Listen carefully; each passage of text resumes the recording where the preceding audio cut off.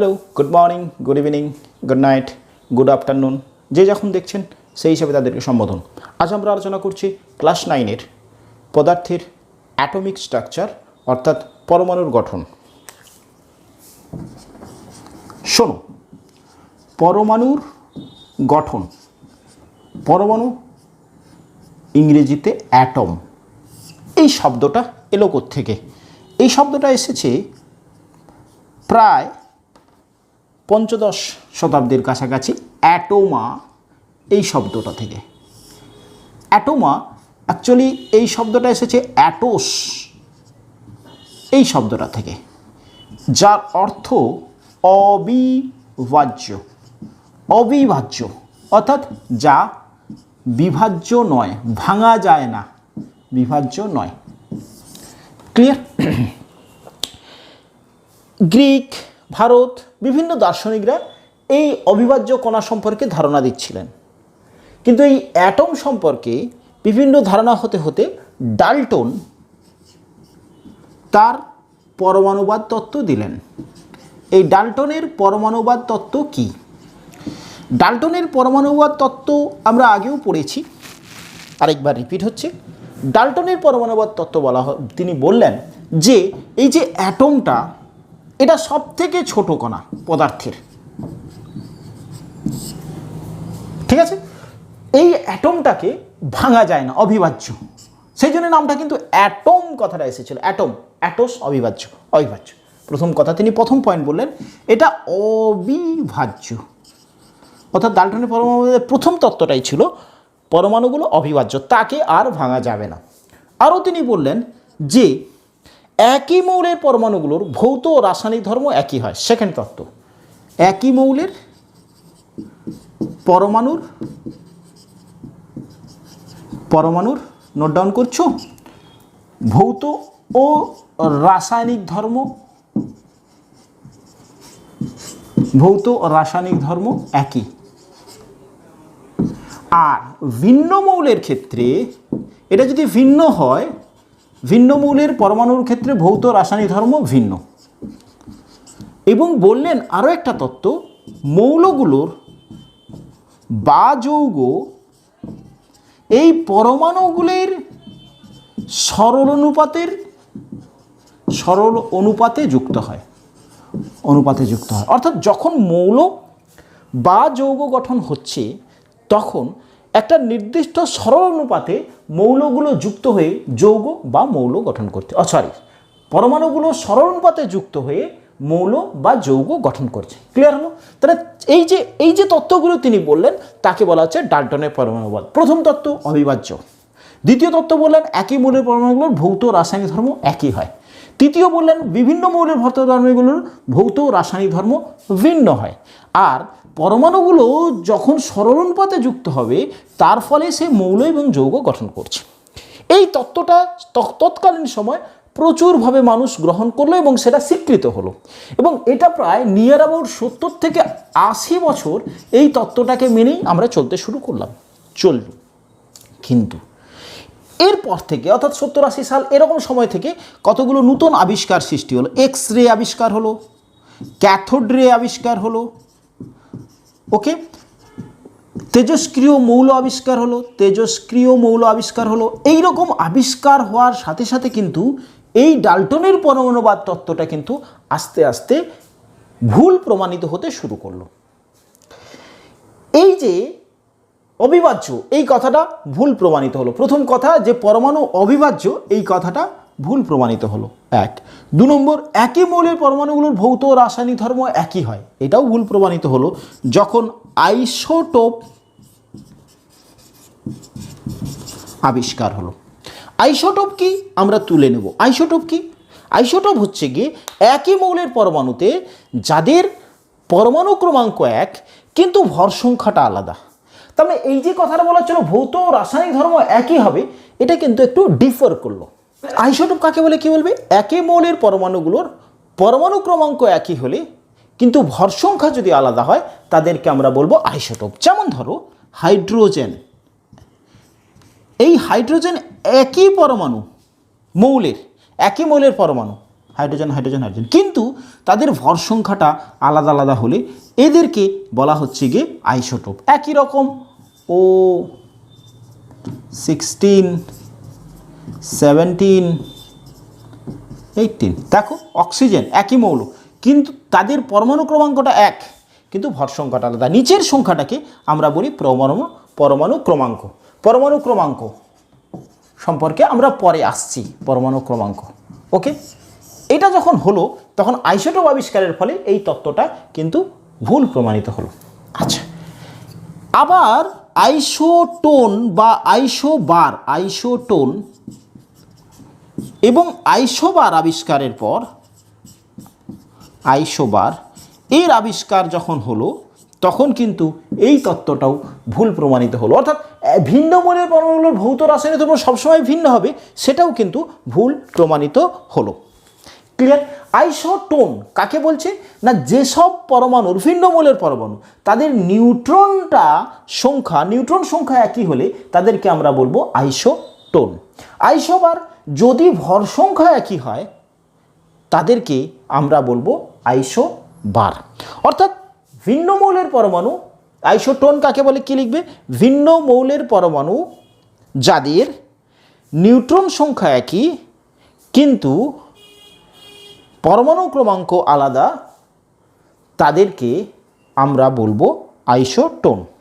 ওকে, isobar ভিন্ন মৌলের পরমাণু যাদের ক্ষেত্রে ভর সংখ্যাটা একই থাকবে কিন্তু পরমাণু ক্রমাঙ্কটা আলাদা থাকবে, তাদের আমরা বলছি আইসোবার। এখানে বিভিন্ন সময় আমাদের ক্ষেত্রে একটি কনফিউশন সৃষ্টি হয়, স্যার কোনটা বললেন ভর সংখ্যা, কোনটা বললেন নিউট্রন সংখ্যা, কোনটা বললেন পরমাণু ক্রমাঙ্ক। স্যার মনে রাখবো কী করে? আমি তিনটে কথা বললাম, এই তিনটের মধ্যে একজনের পরমাণু ক্রমাঙ্ক একই থাকবে, একজনের ক্ষেত্রে নিউট্রন সংখ্যা সব পরমাণুগুলোতে এক থাকবে, একজনের বললাম ভর সংখ্যা এক থাকবে। কী কী বললাম? পরমাণু ক্রমাঙ্ক, নিউট্রন সংখ্যা, আর কি বললাম? ভর সংখ্যা। দেখো, এর নামের মনে রাখার জন্য আমি একটা কথা বলি, কিভাবে তুমি মনে রাখবে। শেষ লেটারটা দেখো, শেষ অক্ষরটা কি আছে? প। পরমাণু ক্রমাঙ্ক, যার ক্ষেত্রে পরমাণু ক্রমাঙ্ক এক, সেটাকে যেসব মৌলের পরমাণু ক্রমাঙ্কগুলো এক তাদেরকে আমরা বলবো আইসোটোপ। আইসোটোন নিউট্রন সংখ্যা এক, তাদেরকে আমরা বলবো আইসোটোন।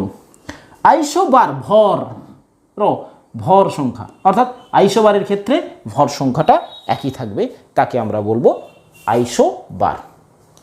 ওকে, তাহলে এই তত্ত্ব হিসাবে ডাল্টনের পরমাণুবাদ, এই তত্ত্বটা কতগুলো এই আবিষ্কারের পর এক্স রে, ক্যাথোড রে, তেজস্ক্রিয় মৌল আবিষ্কারের সাথে সাথে এই কনসেপ্টগুলো এলো যখন, তখন এই ডাল্টনের পরমাণুবাদ তত্ত্বটা ভুল প্রমাণিত হলো।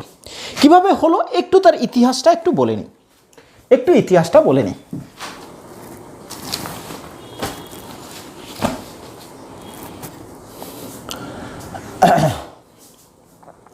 কুকস একটা মোক্ষণ নল নিয়ে পরীক্ষা করছিলেন। মোক্ষণ নল মানে ছিল একটা কাঁচের টিউব যার মধ্যে দুটো পাত থাকতো, যে দুটো পাতের একটা ব্যাটারির পজিটিভ প্রান্তের সাথে যুক্ত, দেখো একটা নেগেটিভ প্রান্তের সাথে যুক্ত। যেটা ব্যাটারির পজিটিভ প্রান্তের সাথে যুক্ত সেটাকে আমরা বলছি অ্যানোড, যেটা ব্যাটারির নেগেটিভ প্রান্তের সাথে যুক্ত তাকে আমরা বলছি ক্যাথোড। এইবারে ওর মধ্যে উচ্চ বিভব সৃষ্টি করা হতে থাকলে দেখলেন যে ক্যাথোড থেকে অ্যানোডের দিকে একটা রশ্মি বেরোচ্ছে, যে রশ্মিটাকে নাম দেওয়া হলো ক্যাথোড রশ্মি। অর্থাৎ মোক্ষণ নল কোনটা? এই যে কাঁচের নলটা দেখা গেল, এরকম কাঁচের নল দেখা গিয়েছিল, সেটাকে আমরা বলছি মোক্ষণ নল। এর মধ্যে দুটো পাত, একটা ব্যাটারির পজিটিভ প্রান্তের সাথে যুক্ত, একটা ব্যাটারির নেগেটিভ প্রান্তের সাথে যুক্ত।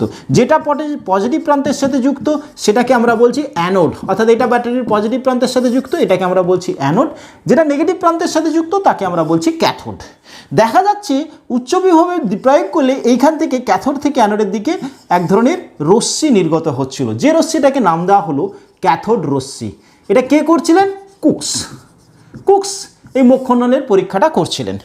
এইভাবে পরীক্ষা চলতে চলতে এই ক্যাথোড রের আবিষ্কার হলো। ক্যাথোড রেটা কি, এই নিয়ে পরীক্ষা করতে করতে জে থমসন তিনি ক্যাথোড রেটাকে কি বললেন? তিনি বললেন যে ভর বেগ সম্পন্ন ঋণাত্মক কণার স্রোত। ক্যাথোড রশ্মি কি বলা হলো? ভরবেগ সম্পন্ন ঋণাত্মক আধানে আহিত কণার স্রোত, এটা তিনি বললেন এবং তিনি আবিষ্কার করলেন। এই যে তিনি বললেন ঋণাত্মক আধানে আহিত কণার স্রোত, কে বললেন এটা? J Thomson. এই জে থমসন এই ক্যাথোড রশ্মিটার সম্পর্কে ধারণা দেওয়ার পর যে কণার স্রোত সেটার তিনি নাম দিলেন নেগেট্রন। তিনি নাম দিলেন নেভেট্রন। ঠিক আছে, নেগেট্রন। ওকে, এই যে নেগেট্রন কথাটার নাম তিনি দিলেন, কি নাম দিলেন? নেগেট্রন। থমসন এইটার নাম দিলেন নেগেট্রন। পরে স্টোনি এই কণাটার নাম দিলেন ইলেকট্রন। প্রথম যেহেতু থমসন এই কথাটা বললেন, তাই ইলেকট্রনের আবিষ্কর্তা হিসাবে থমসনের নাম আছে ইলেকট্রন, অর্থাৎ ইলেকট্রনের আবিষ্কার হলো। যখনই ইলেকট্রনের আবিষ্কার হলো, সেটা এলো থেকে, সেটা তার মানে নিশ্চয়ই পরমাণুটা বিভাজ্য, অর্থাৎ পরমাণুটা এই ইলেকট্রন কণার সমন্বয়ে গঠিত, অর্থাৎ একটা পরমাণুর মধ্যে ইলেকট্রন নামে একটা ঋণাত্মক আধানে আহিত কণা অবস্থান করছে, এই ধারণাটা পাওয়া গেল। ওকে, আচ্ছা, তাহলে থমসন কি আবিষ্কার করলেন? ইলেকট্রন আবিষ্কার করলেন। ইলেকট্রনের নামটা কে দিলেন? স্টোনি। ওকে, চলো, এই ডাটাগুলো কিন্তু আমাদের ক্ষেত্রে কাজে লাগবে। কে পরীক্ষাটা করছিলেন? এই নলটাকে আমরা কি বলছি? মোক্ষণ নল। এই পরীক্ষাটা কে করছিলেন? কুকস করছিলেন। এগুলো মনে রাখবো। কি রশ্মি আবিষ্কার হলো? ক্যাথোড রশ্মি আবিষ্কার হলো। ক্যাথোড রশ্মি কি এটা জানতে হবে। কি বললাম? ভরবেগ সম্পন্ন ঋণাত্মক আধানে আহিত কণার স্রোত। ওকে, চলো, তাহলে এইগুলো আবিষ্কার হওয়ার পর ডাল্টনের পরমাণুবাদটার ধাক্কা খেলো এবং হলো যে পরমাণুটা কিন্তু অবিভাজ্য না। এই সময় থমসন কি বললেন? যে প্রমাণ করে একটা পরমাণুর গঠন সম্পর্কে ধারণা দিলেন। সেটা হচ্ছে কি জে থমসন পরমাণু মডেল। জে থমসন পরমাণু মডেল আবিষ্কৃত। তিনি একটা পরমাণু মডেলের কথা বললেন। জে থমসন কি পরমাণু মডেলের কথা বললেন? খুব ছোট করে আমরা জানবো, কারণ এই পরমাণু মডেলটা খুব একটা দীর্ঘদিন ধরে স্থায়িত্ব হয়নি, তবু আমরা ইতিহাসটা জানবো। আমরা তরমুজ দেখেছি, তরমুজটাকে কেটে দিলাম, তার ভেতরের অংশটা কি থাকে? লাল, অর্থাৎ এই পুরো অংশটা এরকম পজিটিভ কণার সমষ্টি তিনি বললেন, এবং মাঝে মাঝে যে কালো কালো তার বীজগুলো থাকে সেগুলো হচ্ছে গিয়ে ইলেকট্রন। এটাকে ওয়াটারমেলন তত্ত্ব বলা হচ্ছে। অর্থাৎ একটা তরমুজকে স্লাইস করে নেওয়ার পর তরমুজের ভেতরের অংশটা পুরোটা লাল, সেই অংশটা হচ্ছে গিয়ে ধনাত্মক আধানের অবস্থান, এবং তার মাঝে মাঝে যেরকম ইলেকট্রন আছে সেরকম ইলেকট্রনস। কারণ বলা হচ্ছিল তখন আবিষ্কৃত হয়েছে যে পরমাণু এক্স্যাক্টলি নিস্তড়িত। থমসন কি আবিষ্কার করলেন? ইলেকট্রন আবিষ্কার করলেন, যেটা কি আধানগ্রস্ত? নেগেটিভ আধানগ্রস্ত। তাহলে পরমাণুটা নিস্তড়িত হলো কি করে? নিস্তড়িত। ওকে, তাহলে নিশ্চয়ই ধনাত্মক আধানের অবস্থান আছে, সমপরিমাণ ধনাত্মক আধান আছে, অর্থাৎ এখানটাতে ধনাত্মক আধান অবস্থান করছে, তার মাঝে মাঝে সমপরিমাণ ইলেকট্রন অবস্থান করছে। ক্লিয়ার হয়েছে? কিন্তু এই তত্ত্বটা খুব একটা বেশি ফলপ্রসূ হলো না, অর্থাৎ বেশি দিন এই তত্ত্বটা থাকলো না। তারপরে এই প্রক্রিয়া চলতে চলতে তেজস্ক্রিয় মৌল বা তেজস্ক্রিয় পদার্থ সম্পর্কে ধারণা পাওয়া গেল।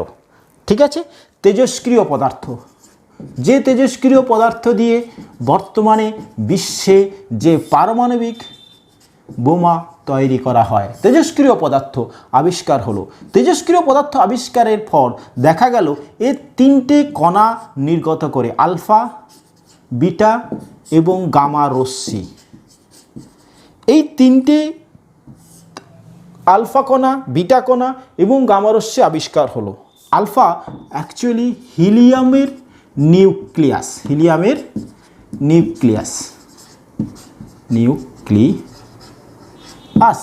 ওকে, আচ্ছা, আর গামা হচ্ছে গিয়ে একটা ইএম ওয়েভ, ইলেকট্রোম্যাগনেটিক ওয়েভ। ঠিক আছে, তড়িৎ চুম্বকীয় তরঙ্গ। ক্লিয়ার? তড়িৎ চুম্বকীয় তরঙ্গ। এবং বিটা হচ্ছে গিয়ে তীব্র গতিসম্পন্ন ইলেকট্রনের স্রোত, তীব্র গতিসম্পন্ন ইলেকট্রনের স্রোত, বিটা হলো তীব্র গতিসম্পন্ন ইলেকট্রনের স্রোত হচ্ছে। এই তত্ত্বটা নিয়ে আমরা রাদারফোর্ড তিনি একটি পরীক্ষা করলেন। রাদারফোর্ড এই রাদারফোর্ডের পরীক্ষাটি খুব গুরুত্বপূর্ণ একটি পরীক্ষা প্রমাণিত হলো। রাদারফোর্ড যে পরীক্ষাটা করলেন, তিনি করলেন কি, একটা সোনার পাত নিলেন, দেখেছো, তার সামনে একটি অর্ধবৃত্তাকৃতি পাত নিয়েছেন, ঠিক আছে, এতে আলফা কণার স্রোত পাঠালেন, দেখতে পেয়েছো স্ক্রিনে দেখা যাচ্ছে আলফা কণার স্রোত পাঠিয়েছিলেন। আলফা কণার স্রোতটা ওই সোনার পাত্রের মধ্য দিয়ে যাওয়ার ফলে তিনি আলফা কণাগুলোকে পর্যবেক্ষণ করলেন। কি পর্যবেক্ষণ করলেন খুব বেশিরভাগ সংখ্যক কণা দেখো সোজা বেরিয়ে যাচ্ছে, বেশিরভাগ সংখ্যক কণা সোজা বেরিয়ে গেল, সোজা, কোনো বিক্ষেপণ তার মধ্যেই দেখা গেল না। 2, খুব কম সংখ্যক একটু সামান্য বিক্ষেপিত হলো,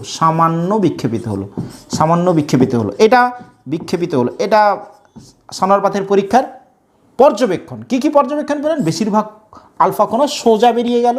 2 নম্বর, সামান্য সংখ্যক বিক্ষেপিত হলো, আরও খুব সামান্য, তারও কম সংখ্যক কি হলো,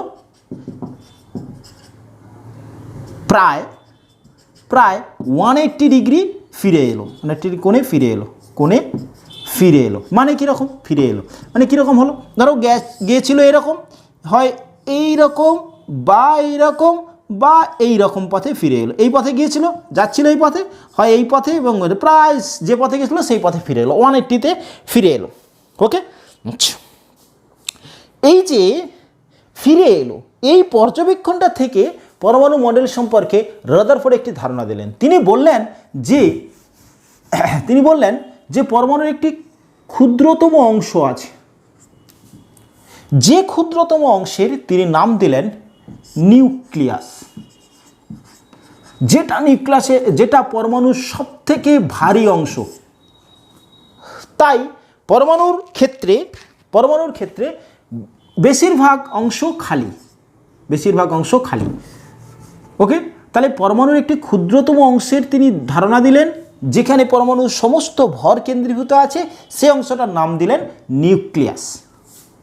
এবং এর চারিদিকে ইলেকট্রন বিভিন্ন কক্ষপথে ঘুরে বেড়াচ্ছে, এটা রাদারফোর্ড বললেন। তার এই 3টে পর্যবেক্ষণ থেকে তিনি বললেন। তিনি কি পরীক্ষা করলেন? আলফা কণার বিক্ষেপণ পরীক্ষা সোনার পাত দিয়ে তিনি পাঠিয়েছিলেন। তারপরে তিনি এই সিদ্ধান্ত উপনীত থেকে তিনি একটা পরমাণু মডেলের কথা বললেন, যেটা কিনা সৌরজগতের গঠনের মতন। সৌরজগতের গঠন কীরকম না, সৌরজগতের কেন্দ্রে কে থাকে? সূর্য থাকে। তার চারপাশে কে ঘুরে বেড়াচ্ছে? বিভিন্ন কক্ষপথে গ্রহগুলো ঘুরে বেড়াচ্ছে। ঠিক সেই রকমই বললেন যে নিউক্লিয়াস সূর্যের অবস্থানের মতো, এবং তার চারপাশে বিভিন্ন কক্ষপথে পরমাণুগুলো যেমন বিভিন্ন গ্রহগুলো ঘুরে বেড়ায়, ঠিক সেই রকমই ইলেকট্রনগুলো বিভিন্ন কক্ষপথে ঘুরে বেড়াচ্ছে। অর্থাৎ সৌরজগতের সাথে সাদৃশ্য দেখা যাচ্ছে। এবং এই যে ঘুরে বেড়ানোর কারণটা কি, তার ব্যাখ্যাটা আমি আসছি। ওকে, তাহলে তিনি একটা পরমাণু মডেলের ব্যাখ্যা দিলেন, যেটা কার সাথে সাদৃশ্যপূর্ণ না, সৌরজগতের গঠনের মতন একই রকম যার একটি অংশের নাম কি দিলেন? নিউক্লিয়াস। তার চারিদিকে বিভিন্ন কক্ষপথে কে ঘুরে বেড়াচ্ছে? ইলেকট্রন ঘুরে বেড়াচ্ছে। অর্থাৎ এই যে নিউক্লিয়াসে কে থাকে, এই নিউক্লিয়াসের কেকের অবস্থানের তখন প্রোটনের আবিষ্কার হয়ে গেছে। প্রোটনের আবিষ্কার কে করেছেন না, প্রোটনের আবিষ্কার করলেন গোল্ডস্টাইন।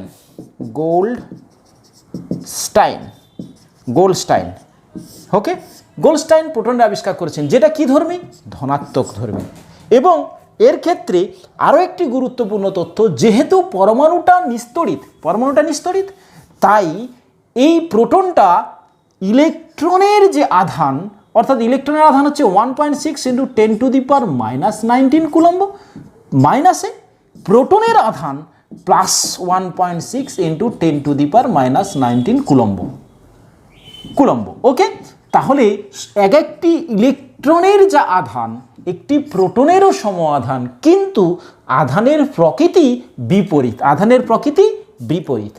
এবং নিউক্লিয়াসে সমস্ত ভর কেন্দ্রীভূত আছে এটা ধরে নিয়ে এইখানটাতে কী অবস্থান করছে? প্রোটন অবস্থান করছে। অর্থাৎ নিউক্লিয়াস কী ধর্মী? পজিটিভ ধর্মী।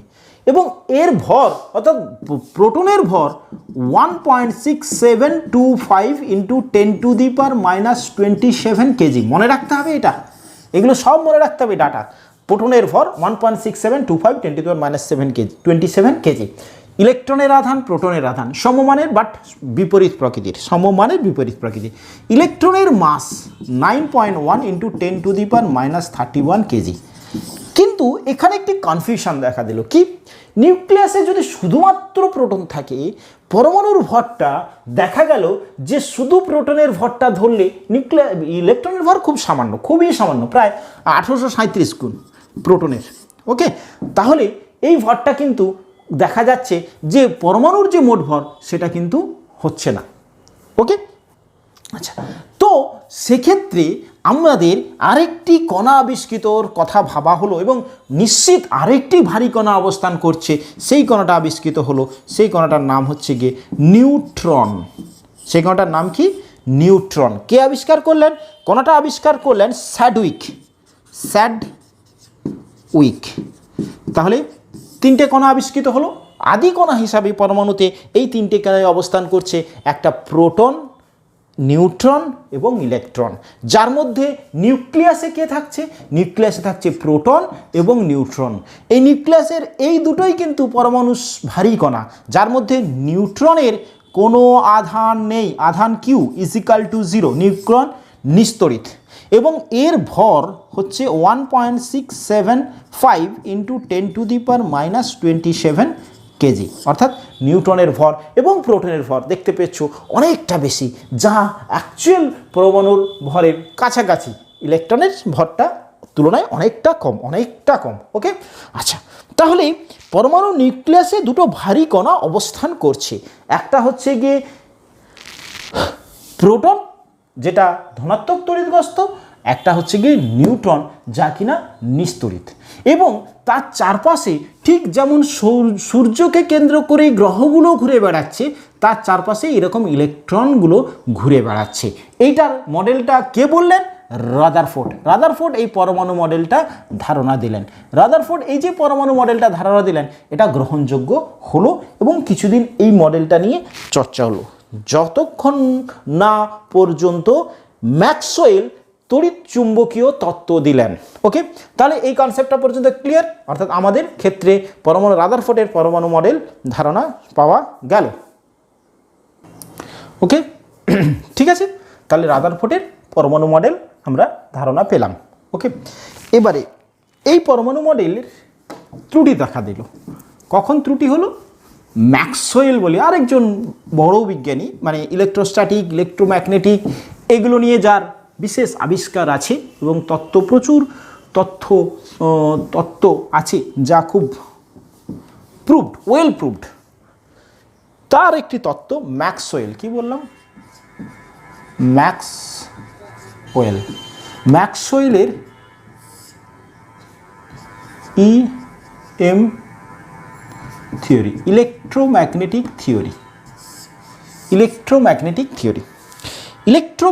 থিওরিতে একটি কথা বলেছে। কি বলেছেন? ত্বরণ যুক্ত আহিত কণা শক্তি বিকিরণ করে।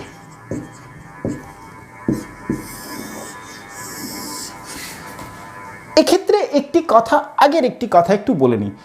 কিভাবে রাদারফোর্ড বললেন, মানে তুমি ভেবে দেখো, আমরা এই কথাটা খুব মেনে নিয়েছি এবং ওয়েল প্রুভ, কিন্তু এই কথাটা প্রথম ধারণা তিনি কিভাবে করেছিলেন, থিঙ্কিংটা কিভাবে করেছিলেন? একটা নিউক্লিয়াস যাতে প্রোটন এবং নিউট্রন আছে, অ্যাকচুয়াল এটা কি ধর্মী?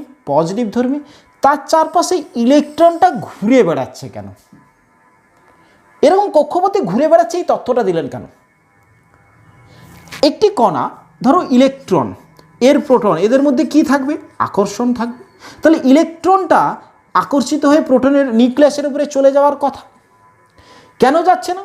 কারণ এই ফোর্সটা যদি এরকম হয়, এ যদি একটা বৃত্তাকার কক্ষপথে ঘুরতেই ফোর্সটা সাহায্য করে, এটা রোটেশনাল মোশনের কনসেপ্ট, এবং সৌরজগতে নিশ্চয়ই এরকম বল অর্থাৎ মহাকর্ষ বল এরকম কাজ করছিল, তাই এই কনসেপ্টটা রাদারফোর্ড দিয়েছিলেন যে নিউক্লিয়াসের চারিদিকে ইলেকট্রনসগুলো ঘুরে বেড়াচ্ছে। ওকে, আচ্ছা, তাহলে ম্যাক্সওয়েল কি বললেন? ম্যাক্সওয়েল কি বললেন না ত্বরণযুক্ত আহিত কণা শক্তি বিকিরণ করে। এটা ছিল নিউক্লিয়াস পজিটিভ, তার চারিদিকে কে ঘুরে বেড়াচ্ছে? ইলেকট্রন ঘুরে বেড়াচ্ছে। ইলেকট্রনগুলো কী ধর্মী? ঋণাত্মক ধর্মী। একটা কণার বৃত্তীয় পথে ঘুরলে তার বেগ অসম, তার বেগ অসম বেগ। একটি কণা যদি বৃত্তীয় পথে ঘোরে তাহলে তার বেগ অসম বেগ। তাহলে এখানে কি না একটা পরমাণুর গঠনে নিউক্লিয়াসের চারিদিকে ঋণাত্মক আধানে আহিত ইলেকট্রন ঘুরে বেড়াচ্ছে, মানে ইলেকট্রনটার কি আছে? ত্বরণ আছে। ইলেকট্রনটা কি কণা? অনাহিত না আহিত কণা? আহিত কণা। তাহলে আহিত কণা ত্বরণযুক্ত মানে এই ইলেকট্রনটা ম্যাক্সওয়েলের ইএম থিওরি হিসাবে তড়িৎ চুম্বকীয় তত্ত্ব, এটাকে কি বলছি? ইএম মানে ইলেকট্রোম্যাগনেটিক থিওরি, তড়িৎ চুম্বকীয় তত্ত্ব, এটা কিন্তু ওয়েল প্রুভ, মানে এটা তত্ত্ব হিসাবে। তাহলে কি হবে? ইলেকট্রনটা কি করবে? শক্তি বিকিরণ করতে থাকে। তাহলে একজন যদি শক্তি বিকিরণ করতে থাকে তাহলে কী করবে? এই নিউক্লিয়াসটা একে আস্তে আস্তে আস্তে আস্তে আকর্ষণ করতে থাকবে, একসময় কী হবে? এর উপরে পড়ে যাবে। অর্থাৎ প্রথম রাদারফোর্ডের ত্রুটি দেখা গেল, আবিষ্কৃত হলো, অর্থাৎ রাদারফোর্ডের পরমাণু মডেলের ফার্স্ট ত্রুটি। ম্যাক্সওয়েলের তড়িৎচুম্বকীয় তত্ত্ব অনুসারে লেখো রাদারফোর্ডের ত্রুটির প্রথম ত্রুটি কি বলবে? ম্যাক্সওয়েলের তড়িৎচুম্বকীয় তত্ত্ব অনুসারে ত্বরণযুক্ত আহিত কণা শক্তি বিকিরণ করে, তাই ইলেকট্রন নিউক্লিয়াসের চারিদিকে আবর্তনকালে শক্তি বিকিরণ করবে, ফলে নিউক্লিয়াসের ওপর ইলেকট্রন আছড়ে পড়বে। তাই নিউক্লিয়াস এই পরমাণু অস্থায়ী হবে, তা কিন্তু হয় না। তাহলে এই মডেলটাতে এখানটাতে ত্রুটি আছে, এরকম করে ঘুরবে না। হয়েছে সেকেন্ড কথা। আরেকটি ত্রুটি হলো কি? হাইড্রোজেন বর্ণালী পরীক্ষা করা হলো। কি? একটা হাইড্রোজেনের মধ্য দিয়ে রশ্মি পাঠানো হয়েছে, দেখা গেল যে এর মধ্যে কিছু রশ্মি অমিট হয়েছে, এবং এরকম করে কিছু যে রশ্মি অমিট হয়েছে এর যে বর্ণালীটা পাওয়া গেছে সেই বর্ণালীটাকে আমরা বলি রেখা বর্ণালী। অর্থাৎ হাইড্রোজেনের তরঙ্গ, হাইড্রোজেনের পরমাণুর বর্ণালী বিশ্লেষণ করলে দেখা যাবে সেটা রেখা বর্ণালী। কিন্তু রাদারফোর্ডের মডেলে অনবরত যদি শক্তি বিকিরণ করতে থাকে, যে বর্ণালীটা হওয়া উচিত ছিল সেটা নিরবিচ্ছিন্ন, কন্টিনিউয়াস প্রসেসে তো এটা ছাড়তে থাকবে, নিরবিচ্ছিন্নভাবে ছাড়তে থাকবে।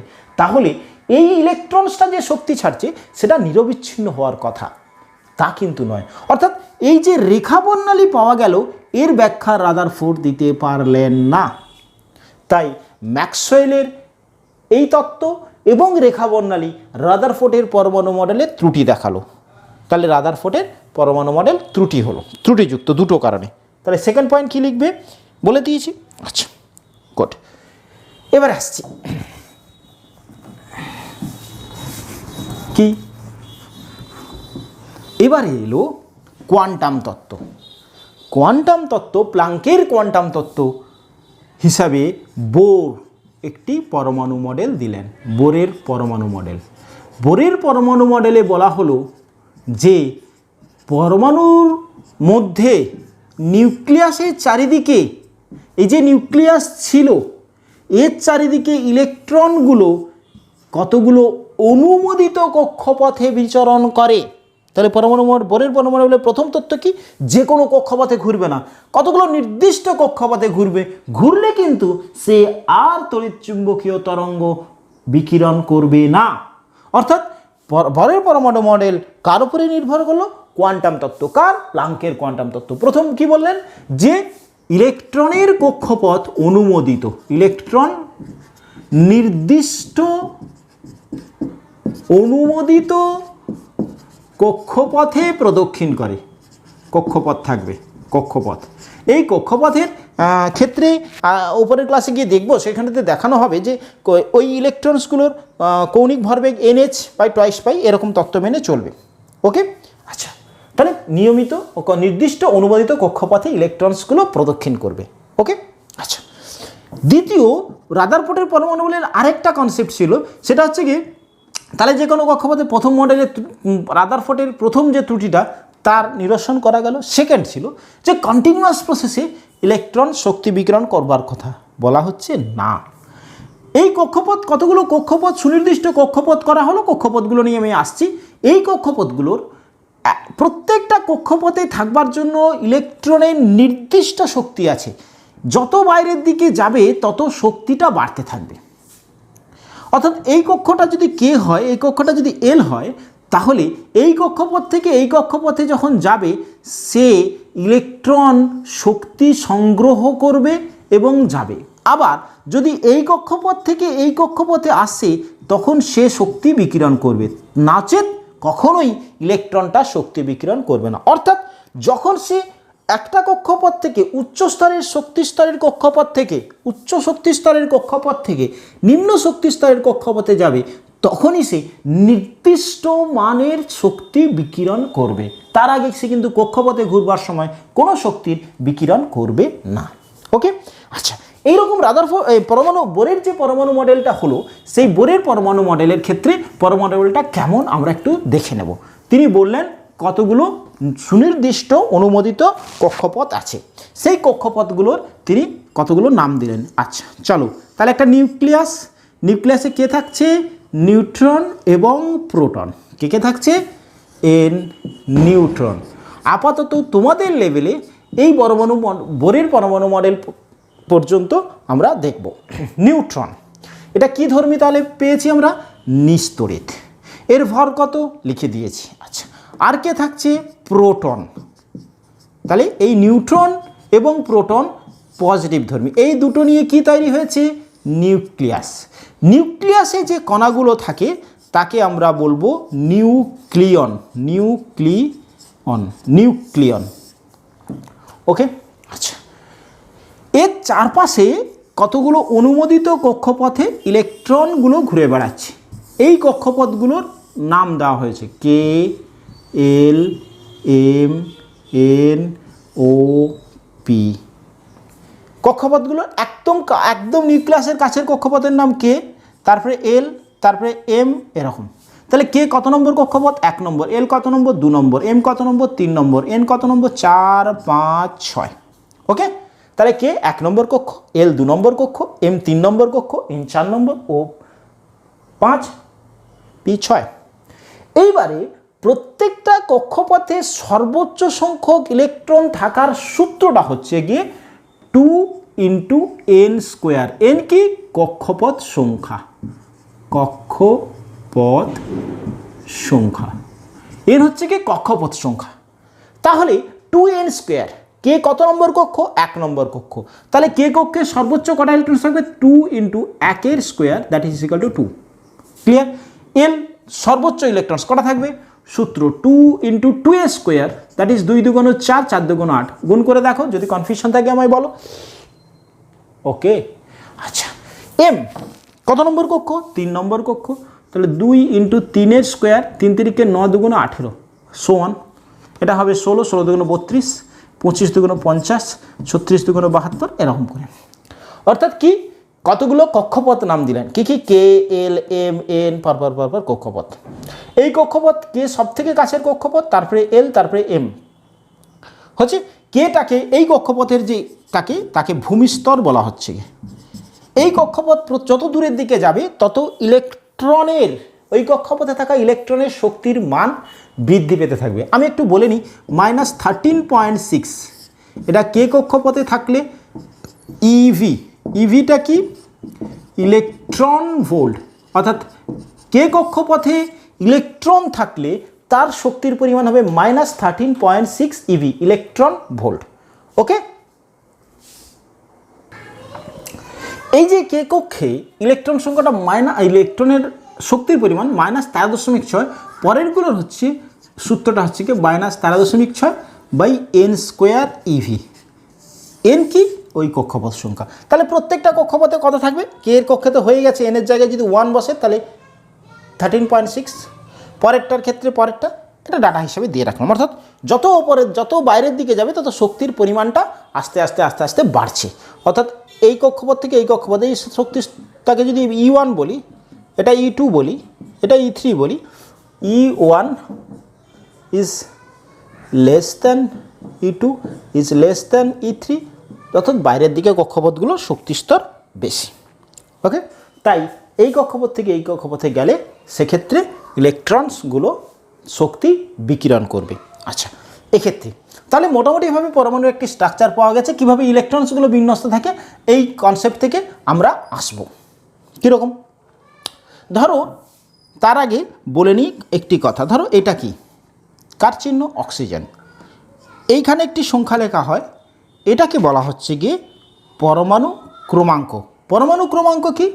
কোনো পরমাণুর নিউক্লিয়াসে যতগুলি প্রোটন থাকে সেই সংখ্যাটাকে আমরা বলি পরমাণু ক্রমাঙ্ক।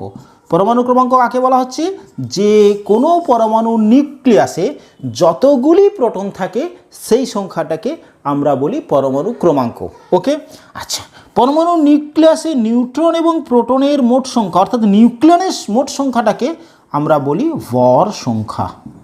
ভর সংখ্যা।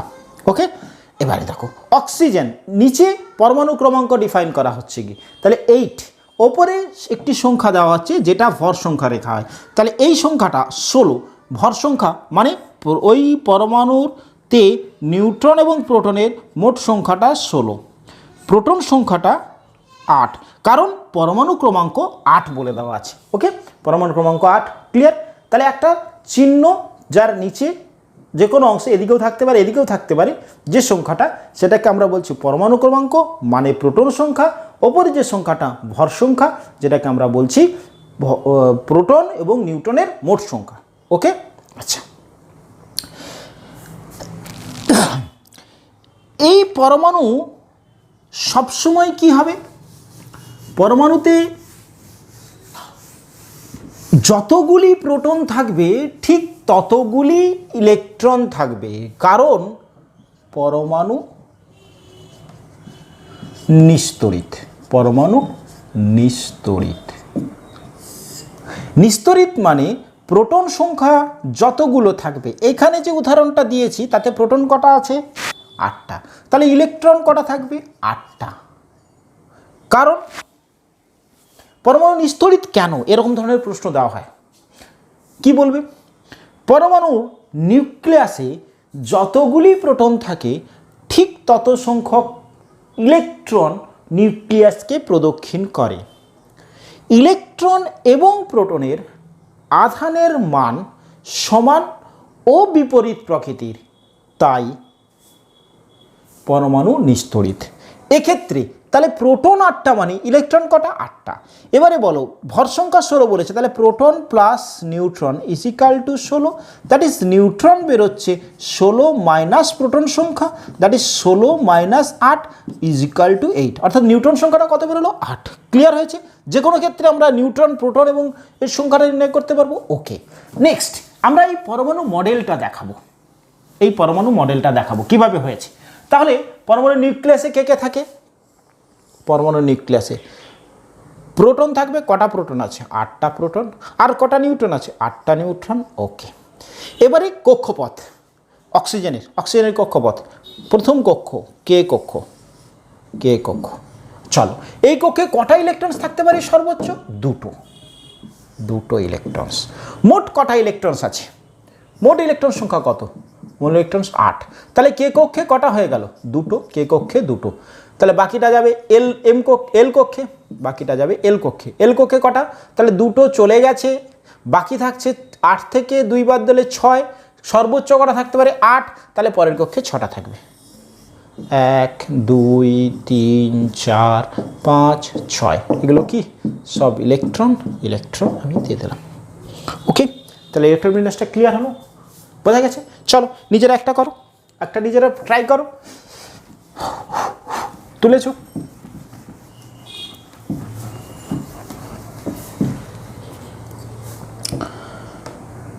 সোডিয়াম 11 23, চলো পজ করে ট্রাই করো। ওকে, তাহলে প্রোটন সংখ্যা কত? 11। তাহলে ইলেকট্রন সংখ্যা 11, যেহেতু ইলেকট্রন সংখ্যা সমান প্রোটন সংখ্যা সমান 11, তাহলে নিউটন সংখ্যা 23 বিযুক্ত 11, তাহলে কত? 12। ঠিক আছে, এবারে আমি করছি কি, প্রথমে আমি ইলেকট্রন বিন্যাসটা করে নিই। তাহলে মোট ইলেকট্রন 11, কে কক্ষে কটা ঢুকতে পারে?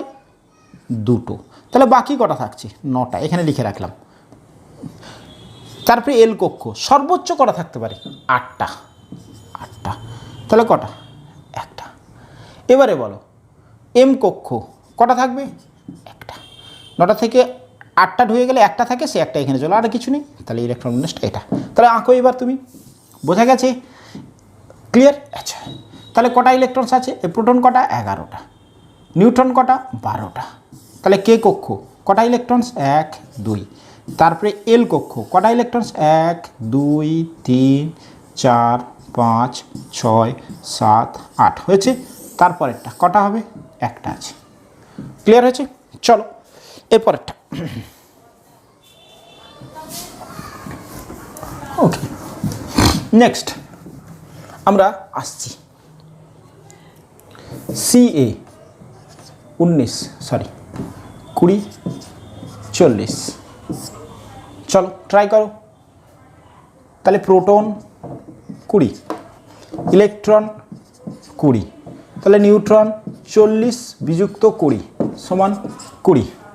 এবারে বলো 20টা ছিল ইলেকট্রন, ইলেকট্রন বিন্যাস করি। কে 2টো, এল 18টা হয়েছে, তাহলে এল কক্ষে কটা থাকবে? 8টা, বাকি কটা থাকলো? 10টা। তারপরে এম কক্ষে কটা? 10টা না, এখানে একটু কনফিউশন আছে। একটি তত্ত্ব মনে রাখতে হবে, যদি 10টা হয় এম কক্ষটা শেষ কক্ষ, স্টার মার্ক দিয়ে বলছিস, একটি তত্ত্ব শেষ কক্ষে কখনোই 8টির বেশি ইলেকট্রন থাকবে না। ক্লিয়ার? তাহলে শেষ কক্ষে কখনো 8টির বেশি ইলেকট্রন থাকবে না, কারণ এখানে 10টা ঢুকবে না, 8টা ঢুকলো, ঢোকার পর পরের কক্ষে এন কক্ষে 2টো ঢুকবার পর তারপরে এখানে সর্বোচ্চ যেহেতু জটা থাকতে পারে, কটা? 18টা থাকতে পারে, দেখো সর্বোচ্চ 18 থাকতে পারে, ঢুকবে। অর্থাৎ আমি 10টা এখানে ঢুকিয়ে দিলে শেষ কক্ষ হয়ে যাবে 10, কিন্তু শেষ কক্ষে 8টির বেশি ইলেকট্রন থাকবে না। তাই কি করব, শেষ যদি সেটা শেষ কক্ষ হয় এবং 8-এর বেশি ইলেকট্রন থাকতে চায়, তাহলে 8টা দেওয়ার পর পরের কক্ষে যাব, সেখানে 2টো ভরবার পর তারপরে এখানে 18টা অবধি ভরবো। ক্লিয়ার হয়েছে? আরেকবার রিপিট করছি, যদি এখানে 10টা ভরিয়ে দিতাম শেষ কক্ষ হয়ে যেত। তাহলে কি করব, যদি কোনো কক্ষে 8-এর বেশি ইলেকট্রন থাকে, যেমন এম এন এগুলো 8-এর বেশি থাকবে, ওটা শেষ কক্ষ হয়ে যাবে। না করে কি করব, ওই কক্ষে 8টা ভরবার পর বাকি 2টো ইলেকট্রনস পরের কক্ষে ভরে দেওয়ার পর, ধরো এখানে 19-এর জায়গায় 21 থাকলো, ইলেকট্রন বিন্যাস পরমাণু ক্রমাঙ্ক 21, মন দিয়ে দেখো 21, তাহলে আমি 21 কে কী করবো, কে কক্ষে 2, তাহলে থাকছে 19, এল কক্ষে 8, তাহলে থাকছে 11, তাহলে আমি কি বলছি, এম কক্ষে 8টা ভরবো, কারণ 11টা ঢুকিয়ে দিলে তো শেষ কক্ষ হয়ে যাবে। তারপরে এন কক্ষে 2টো দেবো, 3টে নয় কিন্তু 2টো দেবো, তারপরে আবার এসে এইখানে ভরতে শুরু করবো। তাহলে এই কক্ষে হচ্ছে গিয়ে 9। ক্লিয়ার হলো? বিষয়টা ক্লিয়ার হলো? যদি এটা শেষ কক্ষ হয় এখানে একটা ঢুকিয়ে তারপরে করব। ওকে, আচ্ছা, তোমাদের সিলেবাসে আমরা এই পর্যন্ত অর্থাৎ 21 পর্যন্ত আমরা দেখিয়ে দিলাম, কনসেপ্টটা ক্লিয়ার হলো? আচ্ছা, ওকে, এখানে দুটো প্রশ্ন।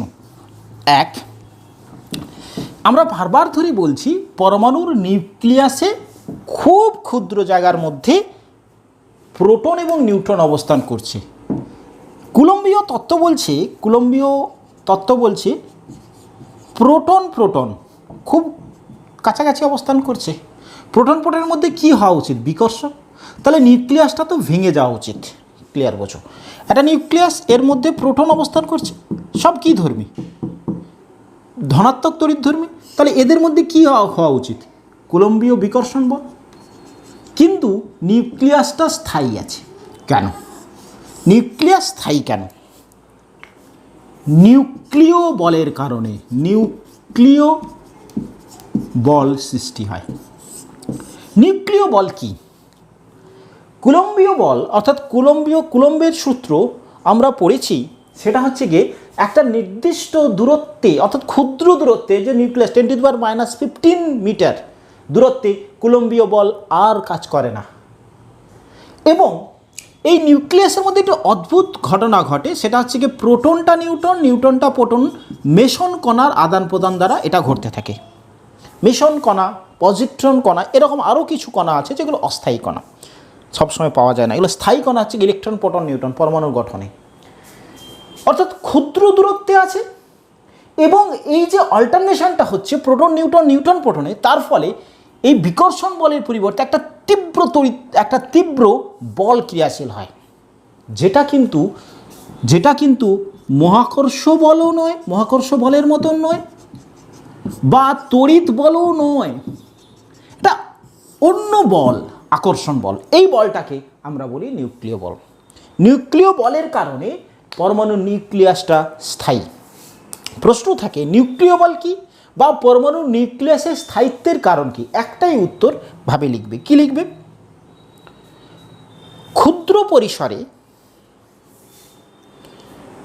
প্রোটনগুলি থাকার কারণে এবং নিউক্লিয়নগুলির দ্রুত পরিবর্তনের কারণে কুলম্বীয় বিকর্ষণ বলের পরিবর্তে তীব্র আকর্ষণ বলের সৃষ্টি হয়, যে কারণে পরমাণু নিউক্লিয়াস স্থায়ী পায়,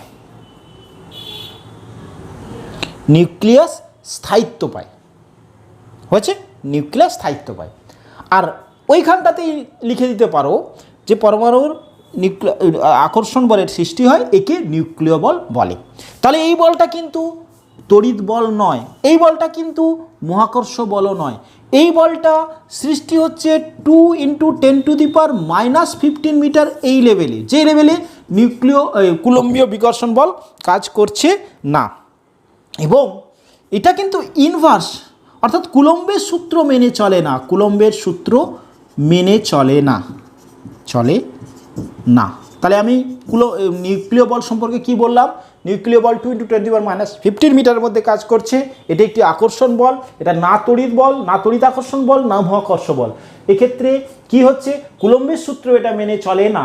এই বলটাকে আমরা কি বল বলছি? নিউক্লিয় বল বলছি। ওকে, এরপরে আরেকটি ডাটাপূর্ণ তথ্য আমি দিই। সেটা হচ্ছে কি, আমরা আলোচনা করেছি যে আইসোটোপ, আইসোটোন, আইসোবার, এই তিনটের উদাহরণ আমরা একটু দিয়ে নিই। Isotone, isotope, isobar. প্রথমত আমরা আসি আইসোটোপ। এর ক্ষেত্রে আমরা বলেছি কি, আইসোটোপ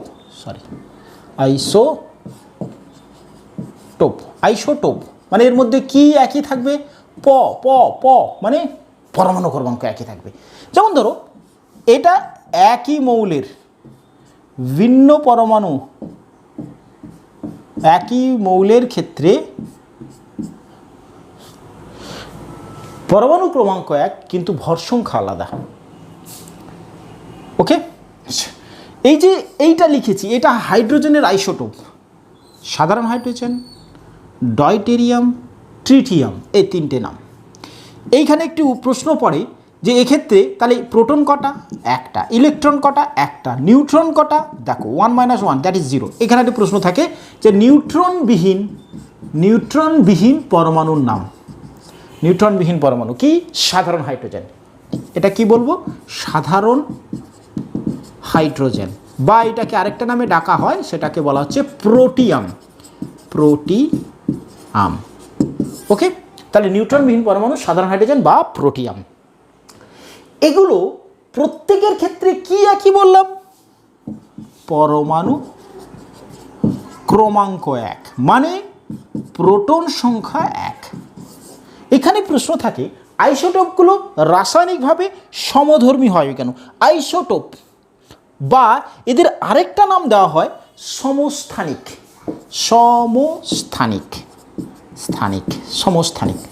সমস্থান, একই স্থানে এদেরকে জায়গা দেওয়া হয়। কোথায়? পর্যায় সারণীতে এদেরকে একই জায়গায় স্থান দেওয়া হয়েছে, সেই জন্য এদেরকে সমস্থানিকও বলা হচ্ছে। কি এগুলো রাসায়নিক ধর্ম একই হয় কেন?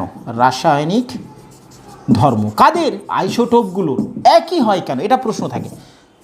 আইসোটোপগুলোর রাসায়নিক ধর্ম একই হয় কেন? এখানে একটি তথ্য তোমাকে দিয়ে রাখি, সেটা হচ্ছে কি কোনো পরমাণু ক্রমাঙ্ক বা প্রোটন সংখ্যা তার ভৌত এবং রাসায়নিক ধর্ম নির্ধারণ করে। অর্থাৎ তার মধ্যে কতগুলো প্রোটন আছে নিউক্লিয়াসে, তাই কিন্তু পরমাণুর তার ভৌত ও রাসায়নিক ধর্ম নির্ধারণ করে। দেখো তুমি এখানে যে আইসোটোপগুলোর কথা বলেছি তাদের প্রত্যেকের ক্ষেত্রে কি একই থাকছে? পরমাণু ক্রমাঙ্ক। তাহলে পরমাণু ক্রমাঙ্ক যদি ভৌত ও রাসায়নিক ধর্ম নির্ধারণ করে, প্রত্যেকটার ক্ষেত্রে পরমাণু ক্রমাঙ্ক 1, তাহলে কি হবে? প্রত্যেকটা একই ধর্মী। সেই কারণে আইসোটোপগুলো রাসায়নিকভাবে একই ধর্মী। এখানে প্রশ্ন থাকলে কি বলতে, রাসায়নিক আইসোটোপগুলো সমধর্মী হয় কেন? তাহলে তোমাকে লিখতে হবে কোনো মৌলের ভৌত ও রাসায়নিক ধর্ম নির্ধারিত হয় প্রোটন সংখ্যা বা পরমাণু ক্রমাঙ্কের দ্বারা। ওকে, আইসোটোপগুলির পরমাণু ক্রমাঙ্ক একই, তাই আইসোটোপগুলো রাসায়নিকভাবে একই ধর্ম বিশিষ্ট হয়েছে। আচ্ছা, এদেরকে সমস্থানিক বলা হয় কেন? পরের প্রশ্ন, সমস্থানিক বলা হয় কেন?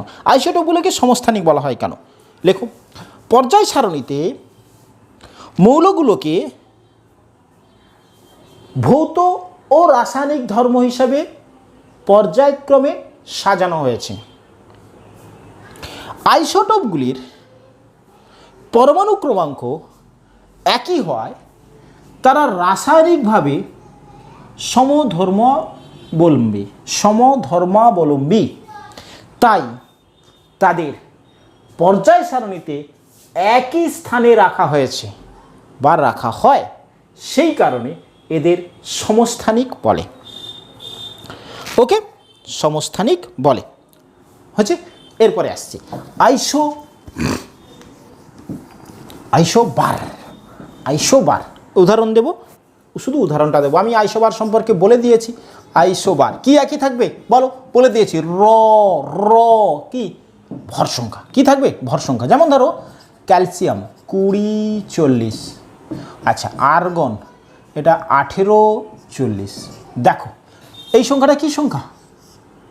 এই সংখ্যাটা ভর সংখ্যা। এই দুটো উদাহরণ দিলাম। দেখো এই দুটো মৌলের ক্ষেত্রে ভিন্ন মৌল, কিন্তু তাদের পরমাণু ক্রমাঙ্ক আলাদা হলেও ভর সংখ্যাটা একই। এদেরকে কি বলবো আমরা? আইসোবার। এবারে বলছে আইসোটোন। উদাহরণ দিয়ে দিই। আইসোটোন কি? ন মানে কি সংখ্যা? নিউট্রন সংখ্যা একই হবে। যেমন ধরো Ca, আচ্ছা Ca ক্যালসিয়াম 20-40, আচ্ছা Cl 17-37। এটা কিন্তু ক্লোরিনের তেজস্ক্রিয় মৌল। দেখো এদের ক্ষেত্রে এর প্রোটন সংখ্যা কত? 20। বলো ইলেকট্রন সংখ্যা 20, নিউট্রন সংখ্যা, ভর সংখ্যা বিযুক্ত প্রোটন সংখ্যা সমান 20। ক্লিয়ার?